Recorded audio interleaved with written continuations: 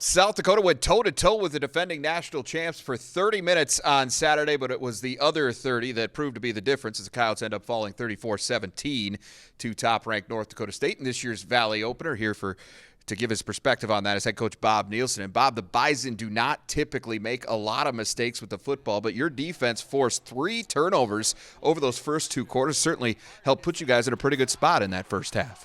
Yeah, turnovers were the name of the game in the first half. We gave away 2, and we got 3. We took advantage of the 2 late in the second quarter to build that lead going into halftime. And, that was one of the things that we had talked about during the week that we were going to need to do was win that turnover margin, which we did in the first half, but not in the second half. Speaking of turnovers, Miles Harden has been a man on a mission so far this year. He's had a hand in 6 of the 7 turnovers you've generated so far this season. Had a pick, forced fumble against North Dakota State. His numbers right now are really something. Tied for first in the Valley. He's got 3 interceptions, first in fumbles forced. He's 9th in tackles, 6th in passes defensed. What can you say about the way that young man's playing right now? Yeah, he's playing at a really high level. A guy that we knew had the ability to do that, has demonstrated that. Injured last year, missed half of the season. It's good to get him back and playing the way that he is. Yeah, he's certainly really standing out on the defensive side for you right now. One of those turnovers he played a role in played a big role in that wild ending to that first half, which saw you score 2 touchdowns in a span of just 14 seconds. That gave you that 17-10 lead into the break. How were you feeling at that point? 30 minutes in, it felt like the phases of the game were really coming in, all chipping in to get you where you were at that point. Yeah, we had a lot of momentum. A big turnover there right before half. We got it in on a 1-play drive. Took advantage of that opportunity. Our guys came off that field feeling really good about where we were at. The message at halftime was we knew that they were going to come back. A team like that had the ability to, but we had to match that in the second half. And when North Dakota State came out with that opening drive to tie the game up, that's when we really needed to respond, and unfortunately we didn't do that. Yeah, MDSU did grab that momentum back in the third quarter, and they did it just like the Bison do, right? They ran the football a ton, they ate up a bunch of clock, and really kind of wore you guys down defensively just because they were on the field as much as they were. Yeah, they're capable of doing that as a possession football team, and we needed to possess the football ourselves in the third quarter.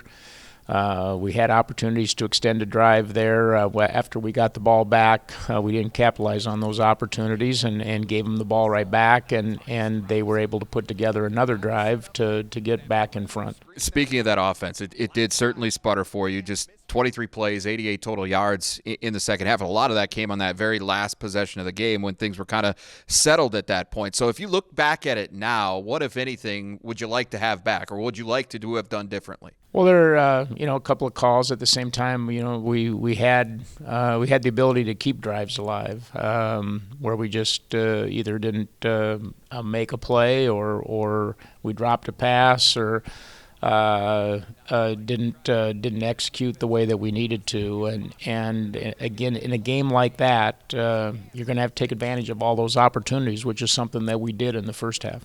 Well, you headed to the bye week with a record of 1-3 against an exceptionally difficult schedule, let's be honest. But as you look at it, how would you assess where things are at right now with your football team? And what are some of the key points of emphasis as you turn your attention, or at least start to turn your attention to October 8th in South Dakota State, who happens to be on the schedule next? Yeah, well, I feel good about some of the aspects of the way we were playing right now. I thought our kids played really, really hard. Our special teams are playing really well, which was a question going into the season.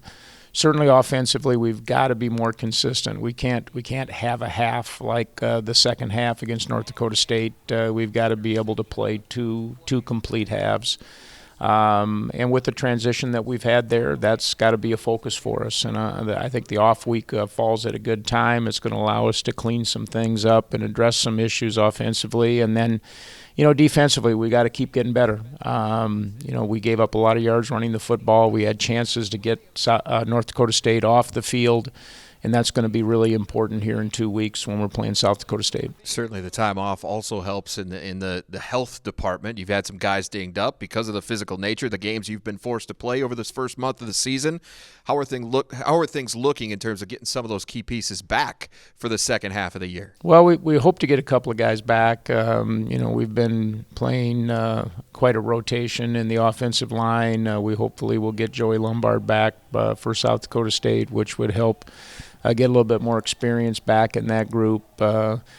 Defensively, we played the last 2 weeks without Dayron McKinney. I think there's a great likelihood that we can get him back and add some additional depth in that secondary. And there's a few others that I didn't play last Saturday that with 2 weeks of rest and rehabilitation, we hope that we can get back playing at 100%.